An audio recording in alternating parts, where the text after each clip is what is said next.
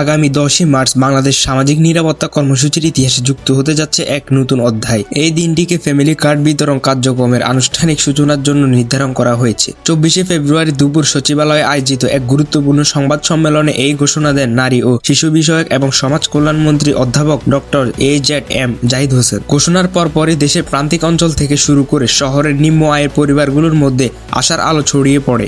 দীর্ঘদিন ধরে প্রত্যাশিত এই উদ্যোগকে অনেকেই দেখেছেন দারিদ্র্য বিমোচনের একটি কার্যকর ও আধুনিক পদ্ধতি হিসাবে। মন্ত্রীর ভাষ্য অনুযায়ী সম্প্রতি প্রধানমন্ত্রী কার্যালয়ে অনুষ্ঠিত মন্ত্রিপরিষদের উপকমিটির এক উচ্চ পর্যায়ে বৈঠকে প্রকল্পটির সার্বিক দিক নিয়ে গভীর পর্যালোচনা করা হয়। এর আগে অর্থমন্ত্রীর নেতৃত্বে গঠিত বিশেষ কমিটি ফ্যামিলি কার্ডের প্রয়োজনীয়তা, সুবিধাভোগী, নির্বাচন পদ্ধতি এবং বিতরণ কাঠামো নিয়ে একটি বিস্তারিত সুপারিশ মালা তৈরি করে। সেই সুপারিশের আলোকে প্রধানমন্ত্রীর সভাপতিত্বে অনুষ্ঠিত সভায় পাইলট কর্মসূচি শুরু করার চূড়ান্ত সিদ্ধান্ত গৃহীত হয়। নীতি নির্ধারকদের মতে এই উদ্যোগে বাস্তবায়িত হলে দেশের চরম দরিদ্র এবং নিম্নবিত্ত জনগোষ্ঠীর জীবনযাত্রা দৃশ্যমান পরিবর্তন আসবে। পরিকল্পনা অনুযায়ী উদ্বোধনীয় পর্যায়ে দেশের বিভিন্ন বিভাগের মোট 14টি উপজেলাকে নির্বাচন করা হয়েছে। প্রতিটি উপজেলা একটি করে ইউনিয়নের নির্দিষ্ট ওয়ার্ডে পরীক্ষামূলকভাবে ফ্যামিলি কার্ড বিতরণ করা হবে। সরকার এটিকে একটি চলমান কর্মসূচি হিসেবে দেখছে, অর্থাৎ প্রাথমিক পর্যায়ে সফল হলে ধাপে ধাপে পুরো দেশে আওতায় নিয়ে আসা হবে। এই প্রকল্পের সবচেয়ে ব্যতিক্রমী দিক হলো কার্ডটি পরিবারের নারী সদস্যের নামে ইস্যু করা হবে।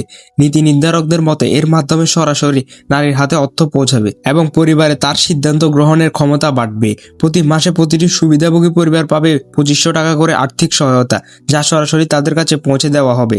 এই অর্থ দিয়ে নিত্য প্রয়োজনীয় খাদ্য, সন্তানদের পড়াশোনা, স্বাস্থ্যসেবা এবং অন্যান্য মৌলিক চাহিদা পূরণ করা সম্ভব হবে বলে আশা করা হচ্ছে। মন্ত্রী আরও বলেন, একজন নারী অর্থনৈতিকভাবে সক্ষম হলে পুরো পরিবারই শক্তিশালী হয়ে ওঠে। তার হাতে সঞ্চয় থাকলে সন্তানদের পুষ্টি নিশ্চিত হন, শিক্ষার ধারাবাহিকতা বজায় থাকে এবং স্বাস্থ্য সচেতনতা বাড়ে। অর্থনীতিবিদদের মতে এই অর্থ সরাসরি তৃণমূল পর্যায়ে পৌঁছালে গ্রামীণ অর্থনীতিতে নতুন গতি সৃষ্টি হবে, স্থানীয় বাজারে ক্রয় ক্ষমতা বাড়বে, ক্ষুদ্র ব্যবসা সক্রিয় হবে এবং সামগ্রিকভাবে অর্থনৈতিক কর্মকাণ্ডে ইতিবাচক প্রভাব পড়বে। রাজনৈতিক বিশ্লেষকরা এই উদ্যোগকে অত্যন্ত তাৎপর্যপূর্ণ হিসাবে দেখছেন।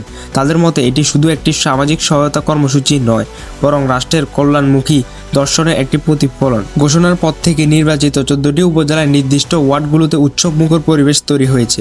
সুবিধাভোগী তালিকার নাম উঠবে, এই আশায় অনেক পরিবার ইতিমধ্যে প্রস্তুতি নিতে শুরু করছে। সব মিলিয়ে এখন সবার দৃষ্টি 10 মার্চের দিকে। সেই দিন আনুষ্ঠানিকভাবে শুরু হবে এই কর্মসূচি এবং যার মাধ্যমে লাখো পরিবারের জীবন যোগ হবে নতুন সম্ভাবনার আলো। অনেকের কাছে এটি কেবল একটি কার্ড নয়, এটি স্বপ্ন, নিরাপত্তা এবং ভবিষ্যতের নতুন ভরসা। আপনার কাছে কি মনে হয়? আপনার মতামতটি কমেন্ট বক্সে জানিয়ে যান এবং আমাদের আপডেট টিভি চ্যানেলটিকে সাবস্ক্রাইব করে পাশে থাকুন। ধন্যবাদ।